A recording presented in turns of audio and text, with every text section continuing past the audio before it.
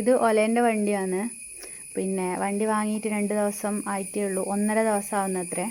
ഇതിപ്പം മോർണിംഗിൽ വണ്ടി സ്റ്റാർട്ട് ചെയ്തു, ഫുൾ ചാർജ് ഉണ്ട്.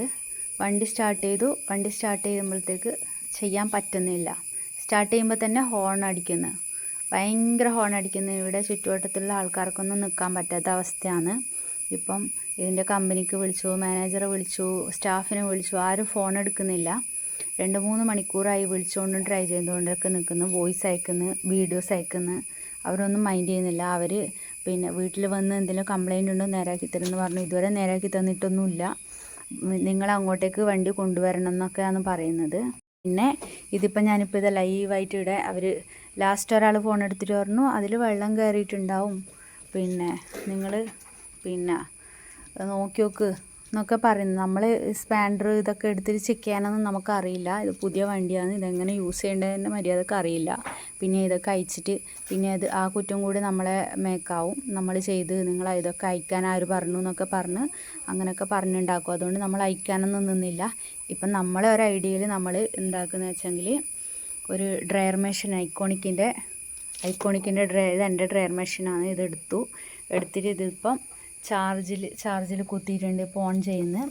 ഒന്ന് ചൂടാക്കി ഉണക്കി നോക്കാൻ പറഞ്ഞിട്ട് നിൽക്കുന്നുണ്ട്. ചിലപ്പോൾ ഇത് മഴയത്ത് ഓട്ടാൻ പറ്റാത്ത വണ്ടിയാണെങ്കിലോ, പുതിയ വണ്ടിയല്ലേ, നമുക്കിതിനെക്കുറിച്ച് അറിയുന്നൊന്നുമില്ലല്ലോ. നമ്മൾ വെയിലത്തും മഴയത്തും ഓട്ടാൻ പറ്റുന്ന വണ്ടി പറഞ്ഞിട്ട് എടുത്തതാണ്. ഇതിപ്പം മഴയത്ത് ഓട്ടാൻ പറ്റാത്ത വണ്ടിയാണെന്ന് തോന്നുന്നു. ഞാനൊന്ന് ഓണാക്കി നോക്കാം, ട്രൈ ചെയ്ത് നോക്കാം, പറ്റുമോയെന്നറിയില്ല. ചിലപ്പം ഇതിൽ ഉണങ്ങിക്കഴിയുമ്പോൾ ചൂടാകുമ്പോൾ ചിലപ്പോൾ സ്റ്റാർട്ടായെങ്കിലും ഒന്ന് ട്രൈ ചെയ്യുന്നുണ്ട്. ലൈവായിട്ട് ചെയ്യുന്നതാണിത്.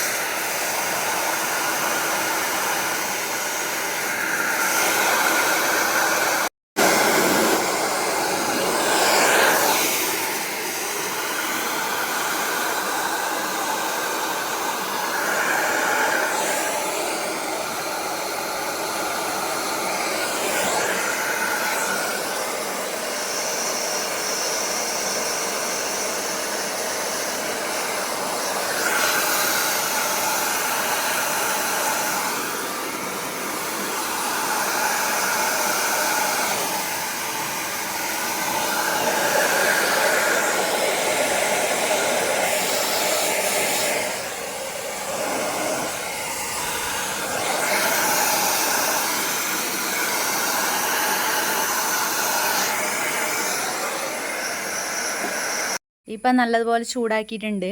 ഒന്ന് സ്റ്റാർട്ട് ചെയ്ത് നോക്കുന്നുണ്ട്.